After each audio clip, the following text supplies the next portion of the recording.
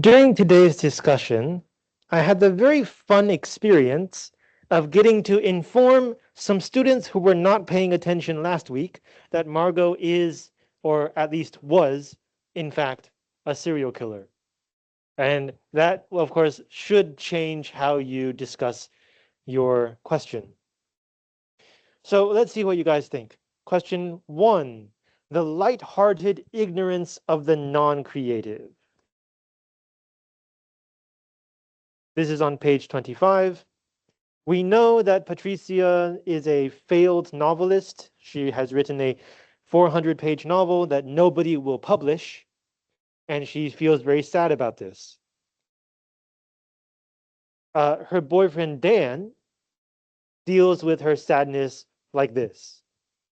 If Dan were here, he'd tell me not to universalize, which I guess means something like make the problem bigger than it actually is, or something. The fact that Dan uses a weird word like this already tells you that he's not someone who's careful with language. He's not really a kind of writer. Start something new, he suggested once, with the light-hearted ignorance of the non-creative. I bet you'll feel better. Right. With that 400-page albatross of an unpublished novel weighing me down? Why and how should I start something new with that dead weight telling me I can't write, can't publish, can't progress? But there was no use asking him any of that. So in the middle, we have this word albatross. Most readers of English know what this means, but just in case you don't know, the author has very kindly supplied an explanation. It is a deadweight. An albatross is a kind of bird. It's a big sea bird in Chinese, 信天翁.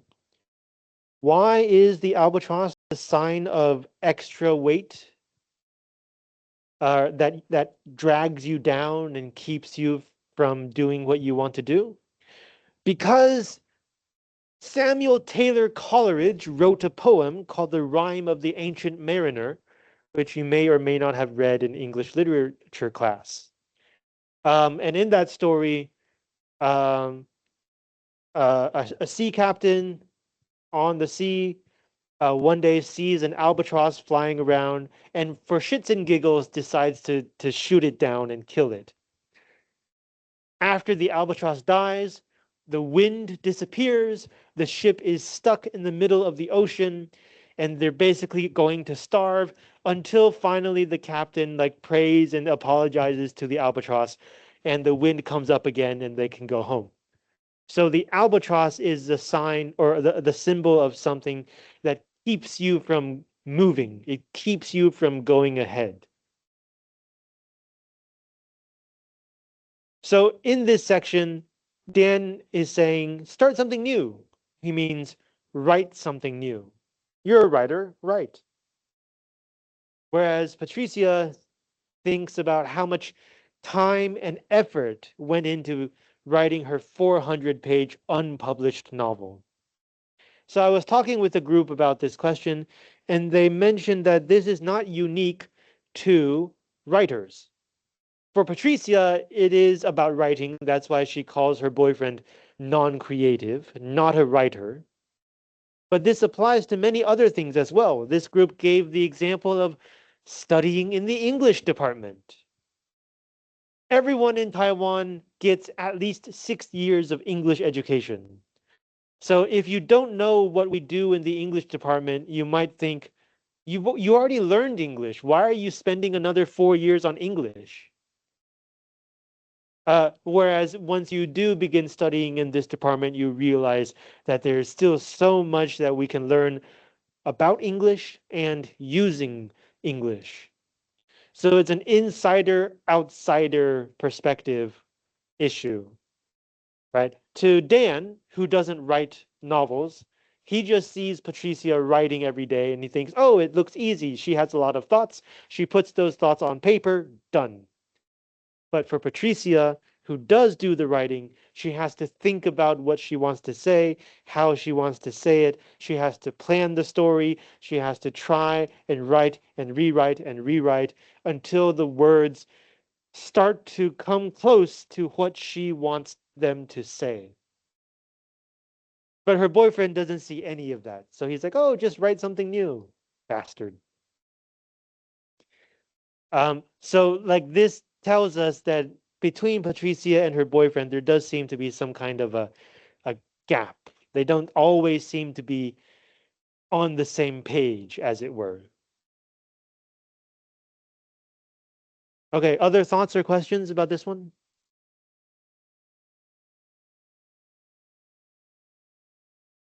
All right, let's move on to question 2. Judging from her description of Margot, do you think Patricia is a good writer? So at the bottom of, or on page 28, Patricia observes Margot doing something, saying something, and she feels a powerful urge to start writing. And then when she's done, she goes back and looks over what she has written, and we get that on page 29.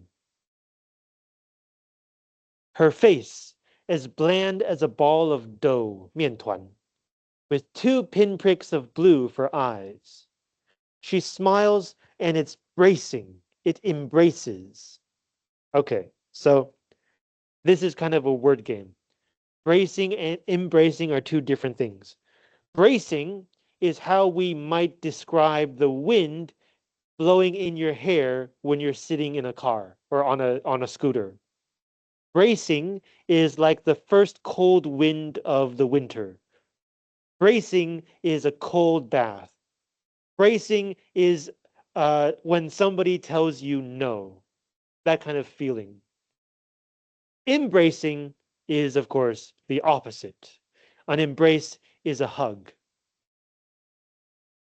So Patricia here is, she writes that her smile kind of blows you away, but it also brings you in.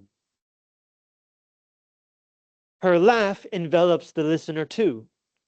Her face comes alive, eyes gleaming, white teeth flashing.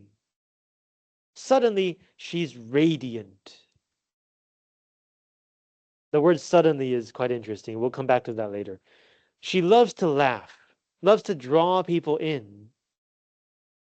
When the woman approaches, M, not Margot, M, is polite and smiling at first. Then, as the woman begins to rant, to like complain vigorously, M's face grows patchy with red.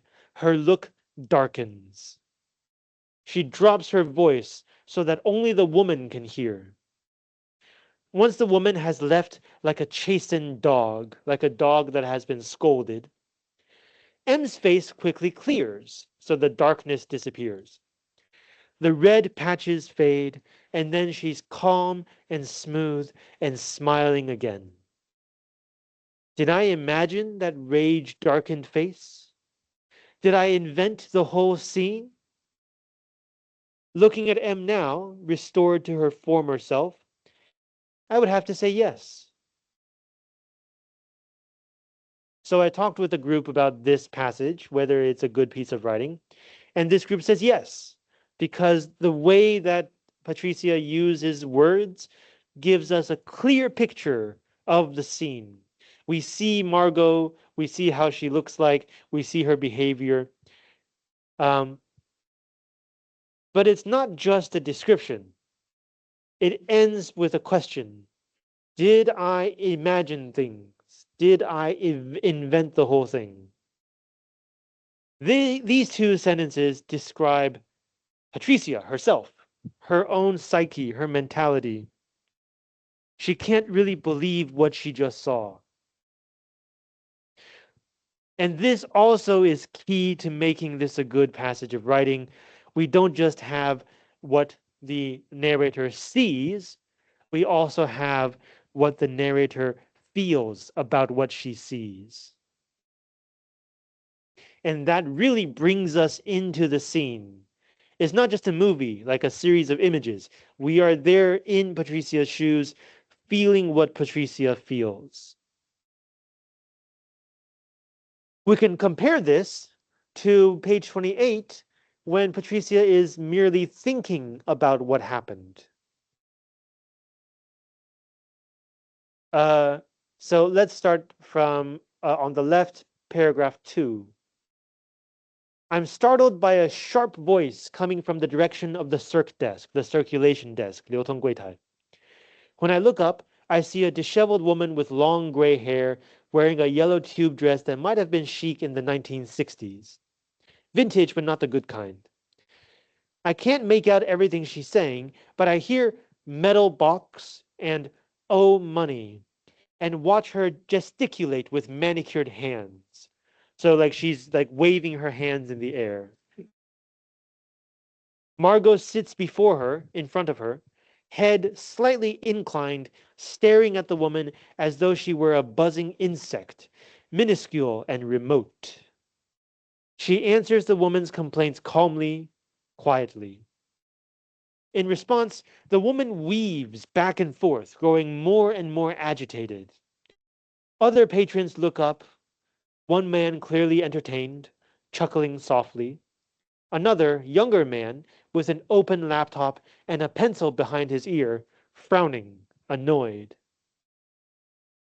Then the woman shouts, "This is the 44th book of mine you've lost. I won't pay this library a cent. I pay your salary, you know, and everyone's salary here."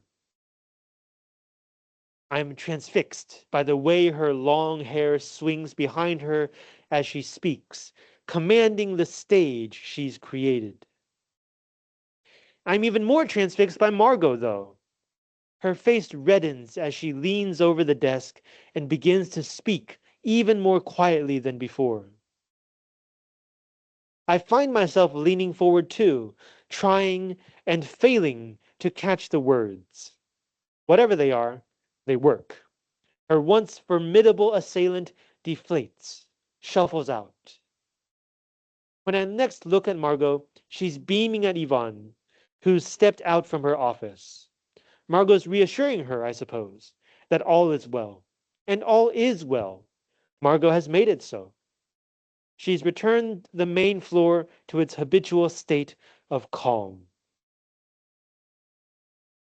So if we compare these two sections, page 28 is, of course, much longer, has more detail about what happened. So we can see that page 29 is actually a condensation. It's more dense. There's a lot of things that have been left out. And this is what a writer does. A writer has an idea or an image, and they put those ideas and images through the filter of language. And whatever comes out the other side, they try to arrange and put down on the page. We can see what happened, but it's because we are reading it. In the story, Patricia is experiencing it. For her, language comes after the experience. It's because we're readers, so for us, the language comes before the experience. So we get to compare how Patricia thinks and how Patricia writes, whereas Patricia has to take this experience and try to turn it into language.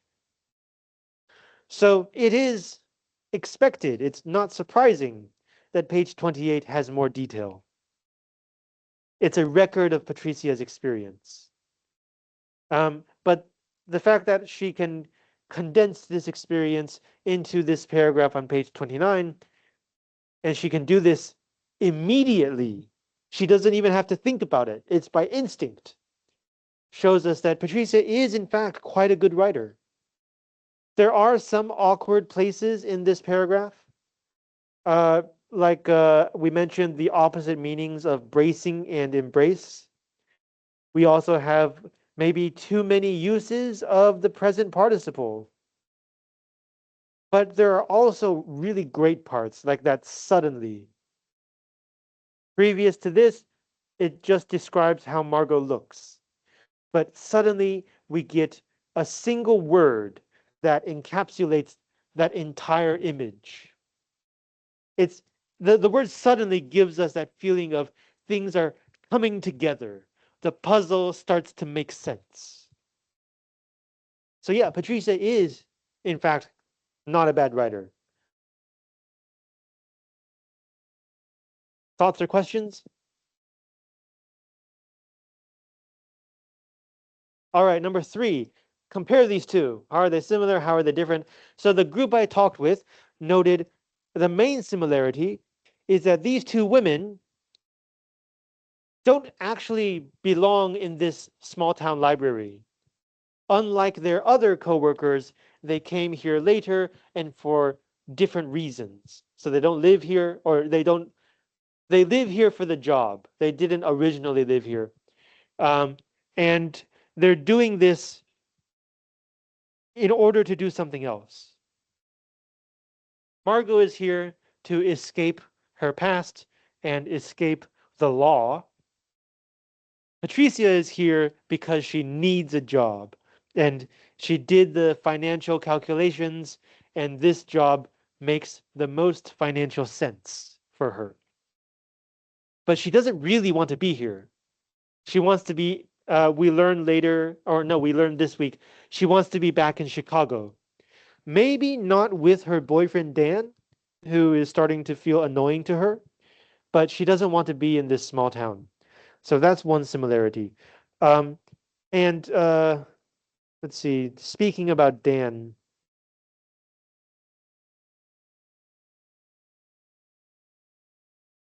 okay, I'm gonna cheat.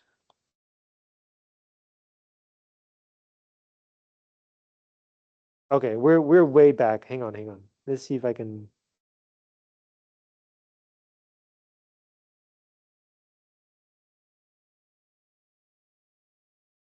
No, okay, that's not good.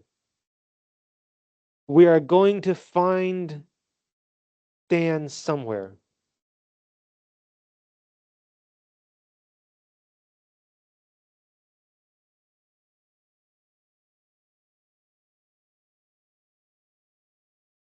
Okay, yeah, so the first time we meet Dan is page 23. Dan thinks I should hold out for something better. And by better, he means something, anything in Chicago. What he really meant was, don't leave me. Please don't leave me. He wants to keep me locked in our sweet Chicago life, but the sweetness has faded for me lately.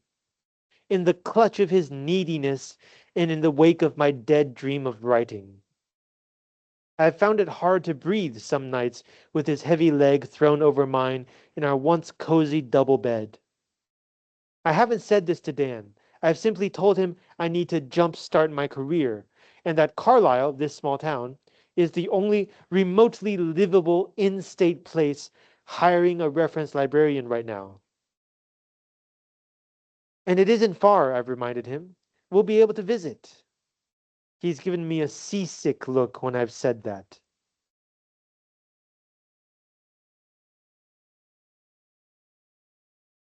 Um, and then she takes the job. Um, and then she tells Dan,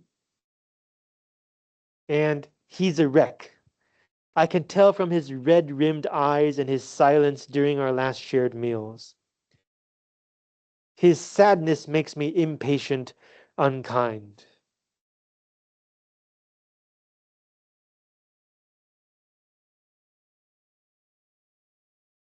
Here, Dan, this is page 25. Dan has merits, but I can't recall them right now. So our first impression of Dan is not a good impression, but Patricia kind of defends him here. She's like, look, Dan has good points. I can't remember what they are, but I know that he has good points. So like this sentence kind of tells us maybe Dan seems like a terrible guy because Patricia is feeling uh unsettled, is feeling like she needs a little time away from him. So he feels annoying to her.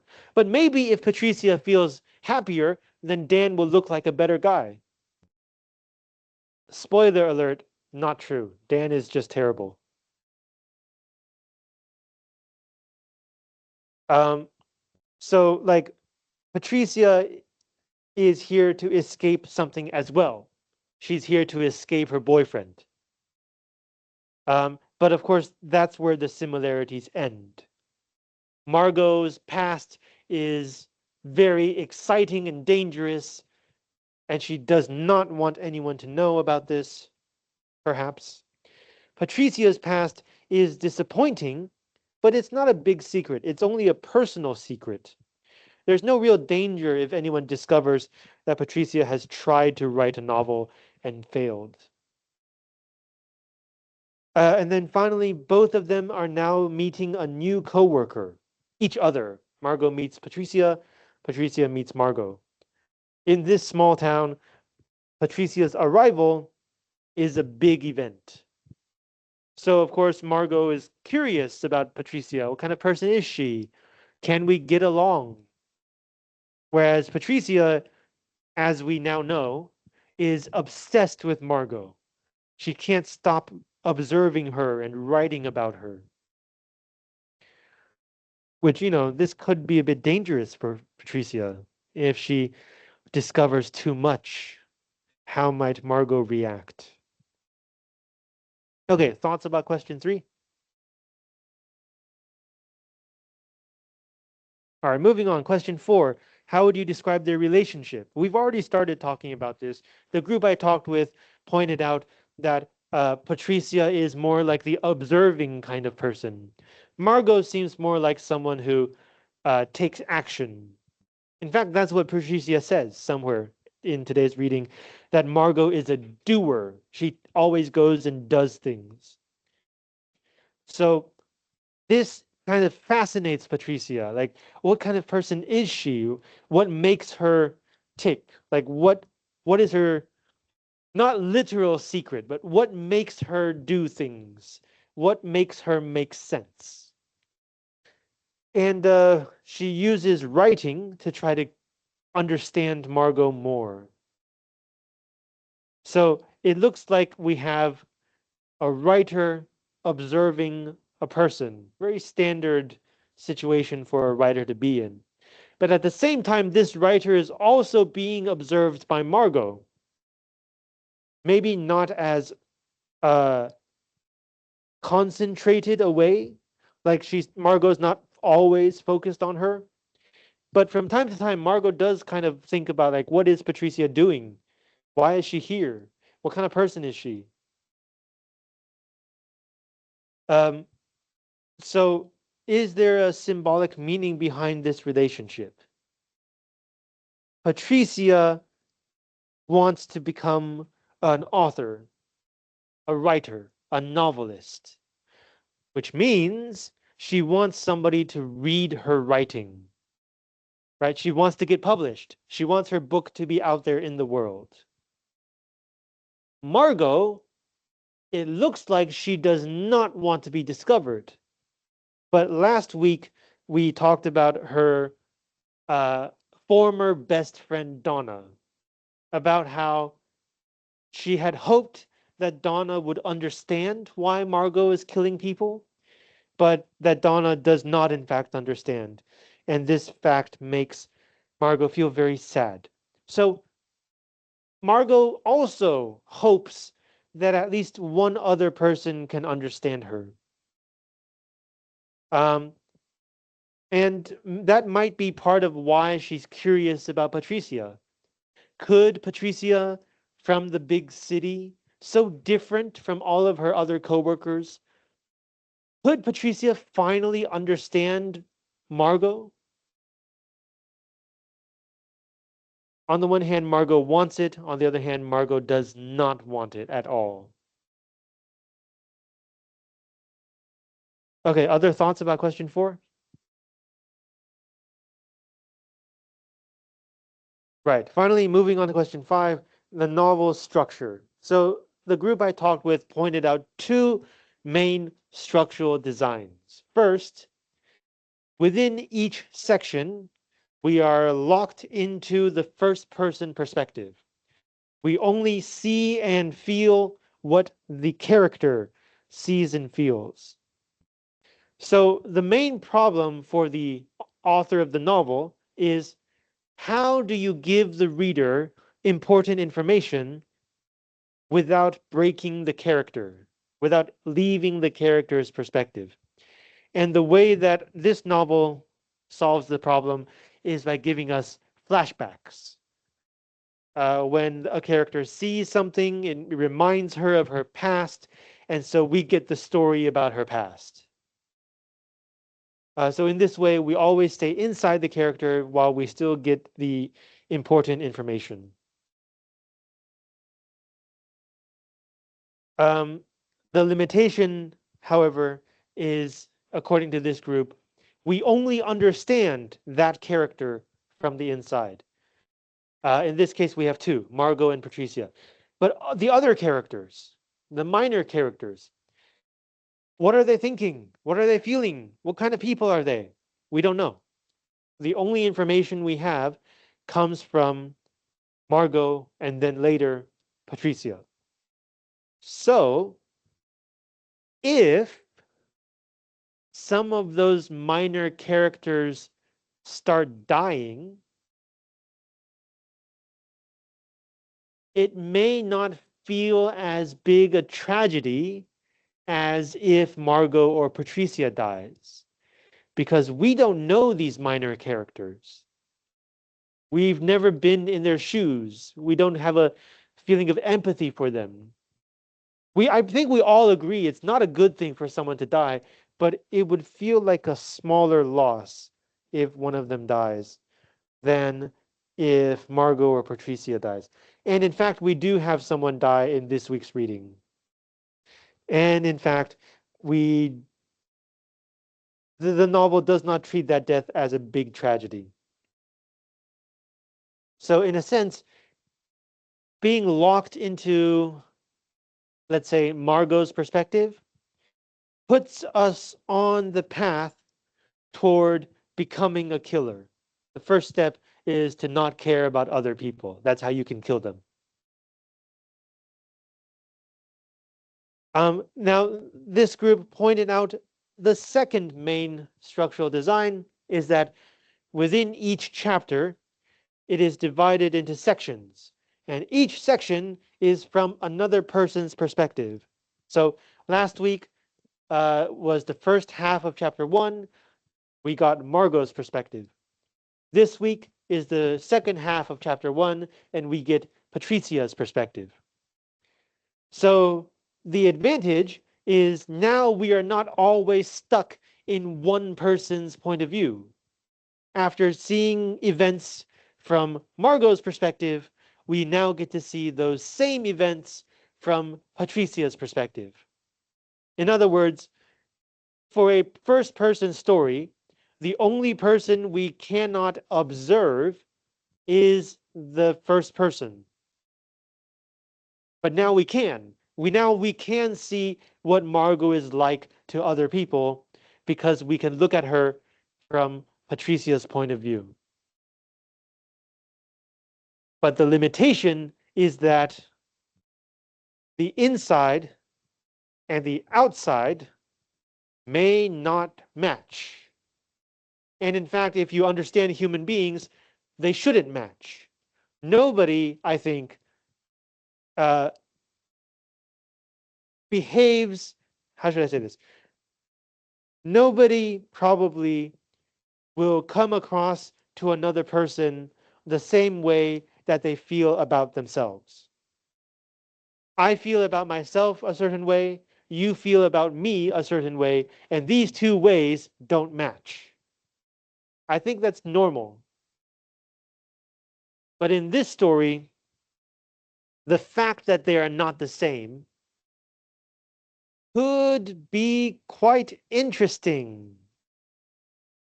Because one key piece of information has to be discovered from the inside, which is that Margot is or was a serial killer, and how she feels or felt about being a serial killer. Like, even if we get Margot to tell Patricia everything about her experience, Patricia would still feel differently than Margot does about that same experience.